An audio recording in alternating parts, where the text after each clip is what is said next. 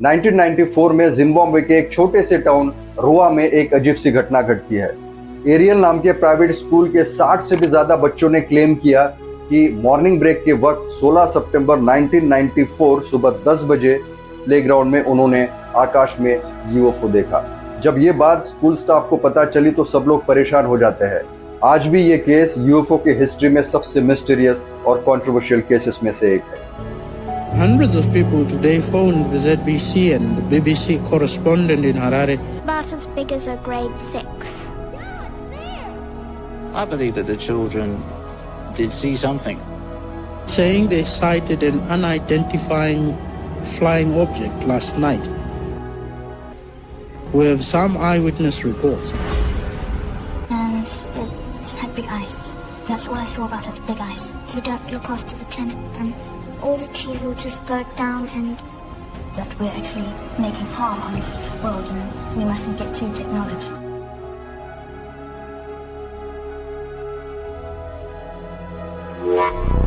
It almost seemed to be under the clouds, but it came past and noticed there's no noise, and that's when I thought, well,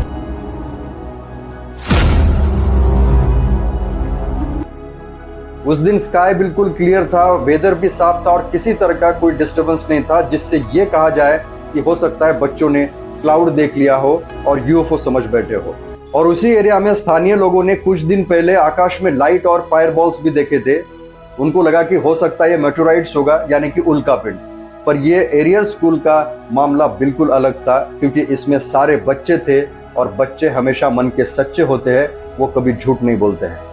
बच्चों ने कहा कि जब वो playground में सुबह खेल रहे थे तो उसी समय उन्होंने एक यूएफओ देखा जो उसी प्लेग्राउंड के कॉर्नर में बिना आवाज किए लैंड करता है। कुछ बच्चे क्यूरियस होते हैं, कुछ बच्चे घबरा जाते हैं। कुछ बच्चों ने दूसरे बच्चों को बुलाया जो कि उम्र में उनसे थोड़ा बड़े थे और अचानक सारे बच्चे शांत हो जाते हैं। ऐसा लगा कि उन्हें कोई हिप्नोटाइज कर लिया है। ये सीन 12 से 15 मिनट तक चलता है और उस समय सारे बच्चे ही थे, वहां पे कोई एडल्ट नहीं था और इस घटना के बच्चे ही बाद में गवाह बने। और दूसरी बात, बच्चों ने सिर्फ यूएफओ ही नहीं देखा बल्कि उसमें ऐसे क्रिएचर्स देखे, ऐसे जीव देखे जो उन्होंने पहले कभी नहीं देखा था। कुछ बच्चे कांपते हुए, डरते हुए ये सारा इंसिडेंट एक्सप्लेन करते हैं तो टीचर यकीन नहीं करते हैं कि हो सकता है बच्चों ने कोई एयरक्राफ्ट देख लिया हो। कुछ बच्चे तुरंत नोटबुक्स निकालकर उन विजुअल्स को ड्रॉ करना शुरू कर देते हैं। स्केचेस में उस ऑब्जेक्ट के साथ साथ जब बच्चे उन क्रिएचर्स को भी ड्रॉ करना शुरू कर देते हैं तब उनके हाथ पैर कांपने लगते हैं। टीचर जब ये देखते हैं ऐसा लगता है कि वो किसी ट्रॉमा का शिकार बन चुके थे। और कुछ बच्चे बड़बड़ाना शुरू कर देते हैं, ग्रम्बल करना शुरू कर देते हैं कि वो कौन थे, कहाँ से आए थे, उन्होंने हमसे बात की, वो हमें उठाकर लेके जाएंगे। बच्चों का इमोशन उस स्केचेस में साफ दिखाई दे रहा था। स्केचेस और इलिस्ट्रेशन से ये कंफर्म हो गया था कि बच्चों ने कुछ तो अलग देखा जो एयरक्राफ्ट से मैच नहीं करता। कुछ तो ऐसे जीव देखे जो किसी क्रिएचर या इंसान की तरह नहीं दिखते। बच्चों के मुताबिक वो लगभग 4 से 4.5 फीट के थे। उनकी स्किन ब्लैक कलर की थी और आंखें बड़ी बड़ी। जब वो उनके तरफ चलकर आ रहे थे तो वो चल नहीं रहे थे बल्कि ग्लाइड करके आ रहे थे। जमीन को बिना टच किए ही वो ग्लाइड करके उनकी तरफ आ रहे थे। उनके कपड़े टाइट ब्लैक सूट जैसे थे और ब्लैंक एक्सप्रेशन। बच्चों ने कहा कि उन्होंने कुछ बोला नहीं, पर जब वो हमारी तरफ देख रहे थे तो कुछ तो हमें महसूस हो रहा था। वो बिना एक शब्द कहे कम्युनिकेट करने की कोशिश कर रहे थे। उन बीइंग्स का प्रेजेंस इतना स्ट्रांग था कि कुछ बच्चों पर साइकोलॉजिकल असर दिखने लगा। जब इन 60 बच्चों को अलग अलग पूछा गया तो सबका जवाब सिमिलर था, उड़ता हुआ सॉसर और कुछ अजीब टाइप के जीव।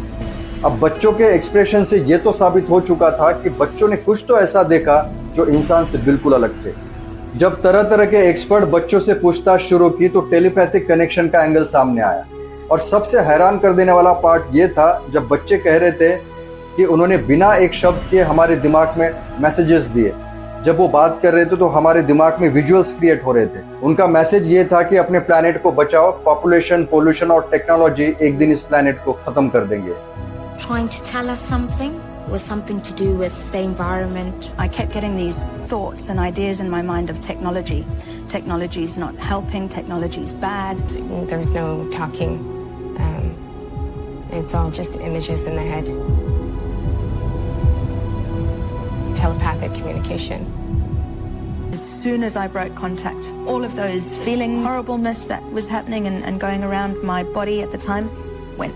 एक लड़की ने कहा कि उस समय उनके माइंड में ऐसे वीडियोस तैयार हो रहे थे कि पृथ्वी जल रही है, चारों तरफ लोग भाग रहे हैं, कोई किसी का मदद नहीं कर रहा है। अब सारे रिसर्चर्स और एक्सपर्ट्स भी कंफ्यूज हो जाते हैं। उनका कहना था कि टेलीपैथिक कनेक्शन और यूएफओ का देखना ये नॉर्मल बात है, इसमें कोई नई बात नहीं है। पर इतनी कम उम्र में इन्वायरमेंटल डिस्ट्रक्शन जैसे टॉपिक उनके माइंड में आना इस इंसिडेंट को और भी मिस्टीरियस बना देता है। और देखते देखते ये न्यूज हवा की तरफ फैलना शुरू हो गई। कुछ लोगों ने बिलीव किया तो कुछ लोगों ने नहीं किया, और करेगा भी क्यों। फिर अलग अलग लोगों की अलग अलग थ्योरीज सामने आने लगी। हो सकता बच्चों ने प्रैंक किया हो सकता बच्चों ने एक स्टोरी तैयार की हो सकता बच्चों को टीवी पर आना हो इसलिए ऐसा किया हो।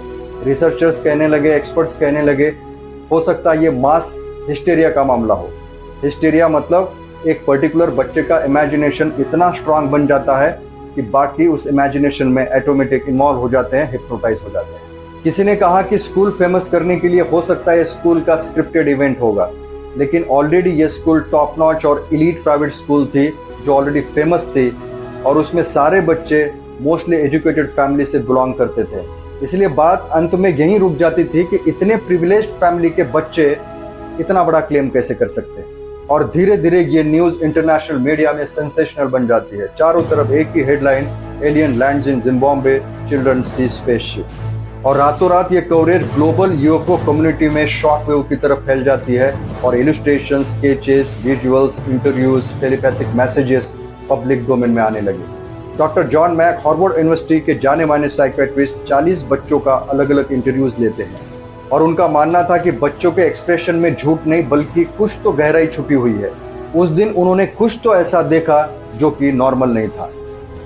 Here, these are people of sound mind, by and large, telling me something that's they know that I might think they're crazy, and so they're a little concerned about telling me, and they're very full of questioning themselves and doubt, and the whole quality of the way they talk about it is the way a person talks about experience that happened to them. और इस तरह Mac ने इस incident को international stage पर ला दिया। अब Mac का ये इन्वॉल्वमेंट क्रिटिक्स को पसंद नहीं आया, क्योंकि क्रिटिक्स का काम होता है क्रिटिसाइज करना। इवन हार्वर्ड यूनिवर्सिटी ने भी इनके काम पर शक किया और उन पर इंक्वायरी बिठा दी। क्रिटिक्स का कहना था कि मैक बिलीवर्स की तरह काम कर रहे हैं, ना कि साइंटिस्ट की तरह। हालांकि बाद में उनको क्लीन चिट दिया गया, वार्निंग देकर कि ऐसी एलियन एब्डक्शंस थ्योरी से दूर रहे जो कि उनकी नज़र में अनसाइंटिफिक था। फिर भी डॉक्टर जॉन अपने स्टैंड पर अड़े रहे। बच्चों ने उस दिन ऐसा कुछ तो जरूर देखा था जो कि असामान्य था। हालांकि मैक रियलिटी एक्सप्लोर कर रहे थे। मैक की इस कंट्रोवर्सी ने इस केस को, इस इंसिडेंट को काफ़ी अटेंशन मिला, और साथ में डाउट्स भी। इस इंसिडेंट के 15-20 साल के बाद जब फॉलोअप इंटरव्यूज लिए गए, जो अब वो बच्चे बड़े हो गए, तब भी उनका वही कहना था जो बचपन में कहना था कि कुछ तो उन्होंने देखा, और जो घटना थी वो सच थी। There was no reason for any of us to make that up. I've not spoken to anybody about it. Not because I'm not proud of it, but because I don't want the stigma. So it's something that I've had to deal with for 19 and a half years. Be doing the same if we had the technology. It taught me to never doubt myself. This experience has taught me that. If there was one experience I'd like to relive, it would be that particular experience. I was like, that's not human. Well, I was just completely engulfed in these eyes. The eyes, and in that moment, however long it was, because I have no idea of the time frame, it was mesmerizing. There was no talking. It's all just images in the head. Telepathic communication. Deal with it. Coming here and remembering all this stuff. So 20 years later, we still have the same story. That it did happen. ये बात इस case की credibility को strong करती है कि कई लोग कहते हैं यदि ये प्रैंक होता, इमेजिनेशन होता या हिस्टेरिया होता, तो इतने साल बाद भी वो बच्चे वही नहीं कहते जो उन्होंने बचपन में कहा था। जेरोम क्लार्क जैसे यूएफओ हिस्टोरियन ने भी कहा कि इतनी कंसिस्टेंसी बिना किसी रियल इवेंट के संभव नहीं है। डॉक्यूमेंट्रीज जैसे एरियल फेनोमेनन इस केस को और भी जिंदा किया। इलस्ट्रेशन, स्केचेस और रॉ इमोशन ने लोगों को इस अनएक्सप्लेन्ड मिस्ट्री का हिस्सा बनाया। ये केस और भी यूएफओ हिस्ट्री में इसलिए यूनिक बना क्योंकि उस वक्त कोई एडल्ट नहीं था, सारे इनोसेंट बच्चे थे और वही विटनेस थे। मीडिया, रिसर्चर्स, एक्सपर्ट्स के मिक्स रिस्पांस के बावजूद भी ये केस ऐसा अनरिजॉल्व पजल बना जो आज भी लोग जानने के लिए उत्सुक है। सोचिए, अगर ये वाकई किसी एडवांस्ड एलियन सिविलाइजेशन की स्पेसशिप थी तो वो हमसे इतने आगे है कि हम सपने में भी नहीं सोच सकते। आज हम इंसान खुद को एडवांस्ड मानते हैं, मॉडर्न मानते हैं, लेकिन ऐसे इंसिडेंट आज भी मॉडर्निटी पे कई सवाल खड़े करते हैं। शायद हम जितना समझते हैं उससे दुनिया काफ़ी बड़ी और कॉम्प्लेक्स है। ये एरियल स्कूल का केस एक ऐसी टाइमलेस मिस्ट्री है जो मॉडर्निटी से भी ज़्यादा इंसानी क्यूरियोसिटी बन चुका है। आपको क्या लगता है, क्या वाकई ये किसी एडवांस्ड एलियन सिविलाइजेशन की स्पेसशिप थी या कुछ और? Share your thoughts in the comment box. बहुत बहुत धन्यवाद दोस्तों।